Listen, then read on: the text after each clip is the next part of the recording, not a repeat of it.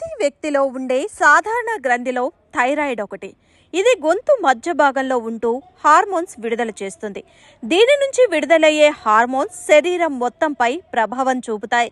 అయితే ఈ థైరాయిడ్ గ్రంథి అనేది సక్రమంగా పనిచేయకపోతే ఎక్కువ హార్మోన్స్ విడుదల చేయటం లేదా హార్మోన్స్ ఉత్పత్తి తగ్గిపోవడం జరుగుతుంది.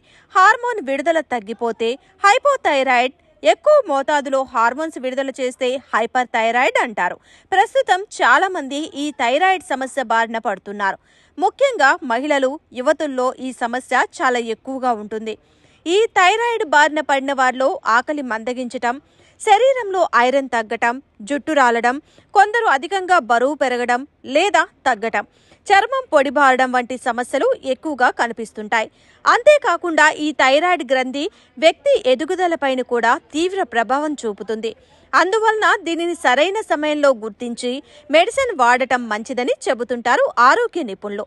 అయితే థైరాయిడ్ సమస్యలు అనేవి రక్త పరీక్ష ద్వారా మాత్రమే తెలుస్తాయి. థైరాయిడ్ ల్యాబ్ లిడ్స్ ని స్కిప్ చేయటం చాలా ప్రమాదకరం అంటున్నారు ఆరోగ్య నిపుణులు. దీనివలన TSH స్థాయిలపై తీవ్ర ప్రభావం పడుతుందట. ఇది దాదాపు 6 వారాల పాటు దాని ప్రభావం చూపుతుంది. దీనివలన అనేక సమస్యలు చుట్టుముట్టడం జరుగుతుందట. ముఖ్యంగా తీవ్రమైన అలసట, కళ్ళు తిరగటం, నిద్రలేమి, గుండె దడ వంటి సమస్యలు అధికమవుతాయట. అందుకే ఎట్టి పరిస్థితుల్లో థైరాయిడ్ టాబ్లెట్స్ ని స్కిప్ చేయకూడదట. అంతేకాకుండా టాబ్లెట్స్ వేసుకునే క్రమంలో కూడా అనేక నియమాలు పాటించాలట.